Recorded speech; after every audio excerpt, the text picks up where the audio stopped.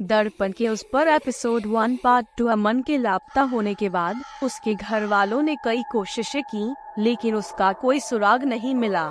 घर में अजीब घटनाएं होने लगी। कमरे में ठंडी हवा का चलना, फर्श पर अचानक से निशान बन जाना और कभी कभी रात के वक्त किसी के हंसने की आवाज सुनाई देना। एक रात अमन की माँ अचानक उठ बैठी। उन्हें लगा जैसे कोई उन्हें बुला रहा हो। उन्होंने देखा कि उसी पुराने कमरे से एक हल्की रोशनी झलक रही थी। डरते डरते वह कमरे के पास गई और अंदर झांक कर देखा। कमरे में वही टूटा हुआ दर्पण अब भी रखा था और उसके टुकड़े अचानक से अपने आप जुड़ने लगे। दर्पण की सतह पर फिर से दरारें बनने लगी और उसमें से वही काला धुआं निकलने लगा। धुएं के बीच अमन का चेहरा झलकने लगा, लेकिन इस बार वह मदद के लिए चिल्ला रहा था।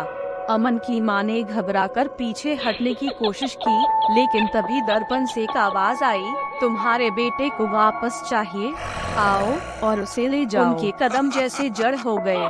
अचानक एक कंकाल जैसा हाथ दर्पण से बाहर आया और उनकी ओर बढ़ने लगा। उन्होंने चीखने की कोशिश की, लेकिन आवाज नहीं निकली। हाथ ने उन्हें पकड़ लिया और कमरे में एक भयानक चीख गूंज उठी। अगली सुबह अमन के पापा को उस कमरे में कोई नहीं मिला, सिर्फ वही टूटा हुआ दर्पण, जिसके टुकड़ों में अब दो परछाइयां मुस्कुरा रही थीं, अमन की और उसकी माँ की।